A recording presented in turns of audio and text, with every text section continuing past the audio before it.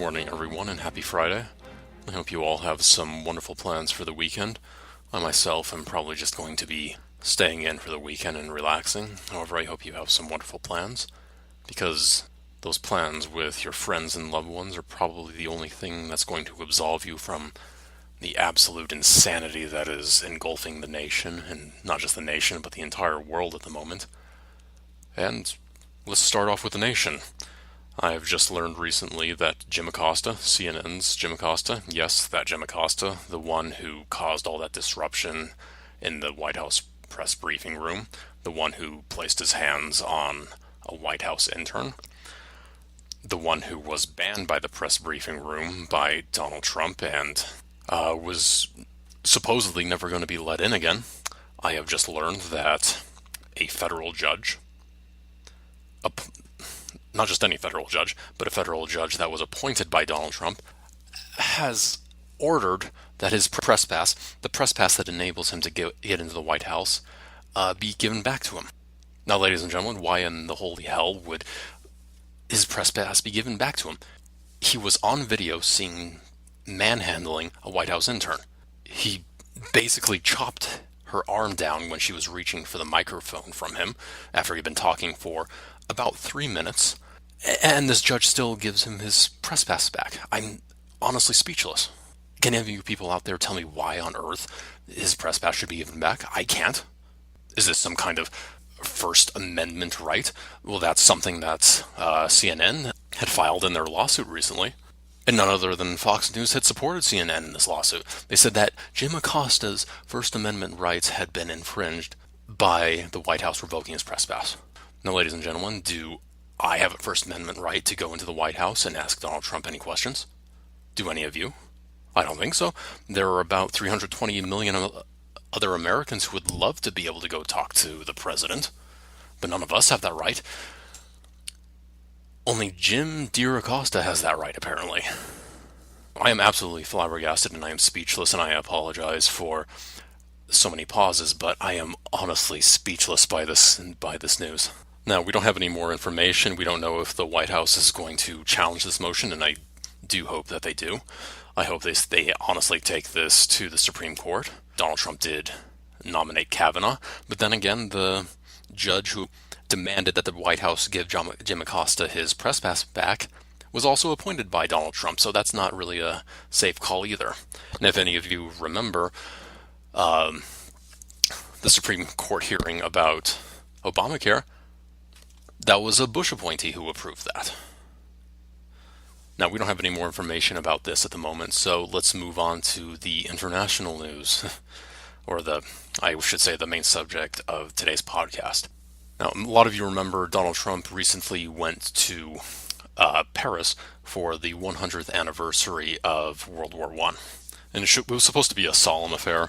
All the Allied nations, and even the Central Power nations during World War I were supposed to get together and mourn the dead, of course. And they had their parades, they had, their celebrations there. However, Emmanuel Macron, the president of France, he decided to make a political spectacle of the whole affair. He decided to get up and denounce Donald Trump. And he did this by saying that nationalism is the enemy of patriotism. Now think about that. Nationalism is the enemy of patriotism. Nationalism, patriotism. They almost sound synonymous, don't they? How can someone be a nationalist without being a patriot? Now, this is obviously because Donald Trump, during the midterm campaigns, was making comments about nationalism. He declared himself to be a nationalist instead of a globalist. And after Donald Trump said this, of course, the American mainstream press denounced him as a white supremacist of all things. They said it was a dog whistle to white supremacists. It's a dog whistle to the KKK. Apparently, you being a nationalist makes you a member of the KKK. You're a grand wizard of the KKK because you're a nationalist all of a sudden. Well, was Theodore Roosevelt a member of the KKK? Was FDR a member of the KKK? They were both nationalists. Teddy Roosevelt himself declared himself a nationalist. The progressive movements declared themselves as nationalists in the early 20th century. Were they all members of the KKK? I don't think so. Of course, it's all politics. Of course, anything Donald Trump says, the mainstream media is going to decry as racist, no matter what he says. But that's not exactly the take that Macron put on nationalism. As I said, Macron said it was the enemy of patriotism. And again, that doesn't really make sense. But let's look at it from Macron's and Western Europe's perspective. Now, if you're a Western European, I can kind of empathize with why the Western European countries would decry nationalism to an extent, because in the modern academic thinking, nationalism is a creation of the 20th century with the Cispadani Republic in northern Italy and the Confederation of the Rhine, both of those, as a matter of fact, created by Napoleon. However, that's not really the whole story. Nationalism is not a creation of the 20th century. That's, I wouldn't say revisionism, but I think it's a misreading of history by academics. Nationalism goes back thousands of years. I would argue as far back as the Bronze Age. Go back to the Peloponnesian War. Sparta versus Athens. That was a nationalistic war. Why on earth else would they be fighting if it wasn't for the sovereignty of their nations? Anyway, that is my take on nationalism, but I understand kind of where Macron is coming from there, or other European nations. I kind of get that. I think it's a political slingshot, but I kind of get it from there.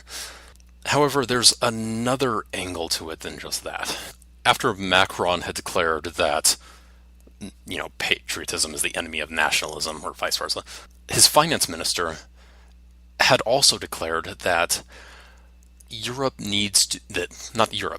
European Union needs to become an empire. And not just an empire, but an empire to resist the United States. So Macron is not only decrying nationalism, his finance minister is also crying for the creation of a European empire. And not only that, Macron and Germany's Merkel are also calling for the creation of a European army. So that's an interesting take. Here's my take on this. Macron is not the president of France. Emmanuel Macron is not the president of France. You know what he is? He is the governor of the province of France of the European Union Empire. That's what he is. That is why he's decrying nationalism. Not because he believes that nations are evil or anything like that, but because he is only the governor of the province of France. He is nothing more than the governor of Minnesota. That is all the power that Macron has, because he is subservient to the empire of the European Union. And I said earlier, Merkel, Macron, Jean-Claude Juncker, who is part of the European Commission, they all call for a European army. And this is a European army that will be subservient to this European empire. What do you think this European army is going to be used for? It's not going to be used just for defensive purposes.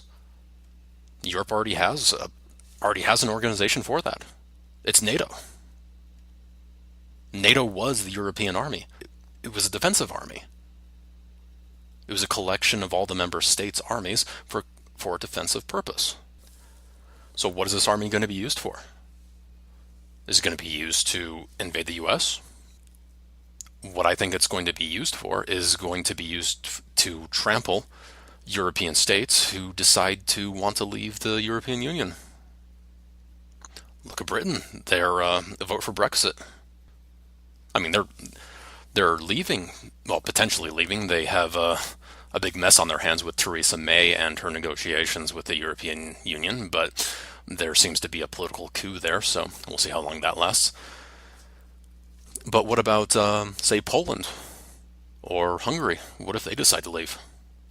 Is this European army going to march into these countries, just as the Soviet Union did into Czechoslovakia? Maybe. We don't know. But maybe. What other purpose could it have? It's not a defensive army. Like I said, there's NATO. And speaking of NATO, you want some other fantastic international news? NATO, as an organization, has completely failed. Yes, you heard that right, ladies and gentlemen. NATO has failed. How can I say that it failed? The Soviet Union is gone, isn't it? That was the purpose of the NATO, was to prevent the Soviet Union from invading Europe, right? No, that was not the only purpose of NATO. That was one purpose of three. The first General Secretary of NATO, Lord Ismay. Now, this is the first General Secretary, so this is not some conspiracy theorist. This is not Alex Jones. This is the first General Secretary of NATO, Lord Ismay. He was also a confidant of Winston Churchill during World War II. You know what he said that the goals of NATO were? It was to keep the Soviets out. That was number one. Number two, to keep the Americans in. And number three, to keep the Germans down. Now, why has it failed under these three criteria? The first criteria succeeded, of course. The Russians, the post-Soviet Russians, they're out. However, number three, keep the Germans down. Now, who is going to be the head of this European empire? Who's the head of the European Union now? Well, certainly not Luxembourg. It's not Belgium. Even though the capital of the EU is in Brussels, it's not Belgium. It's not the UK. It's not Spain. It's not Italy. It's Germany. Germany will be the head of this European empire. So NATO has completely failed. And what's more, under Germany's constitution, they are not allowed to seek out belligerent warfare. This European army, this allows them to do that because it's not a German army. It's a European army. It might be controlled by Germany, but it's not a German army technically. So this allows them to do that. Anyway, I'm sorry for my ranting, folks. I hope you all have a pleasant weekend.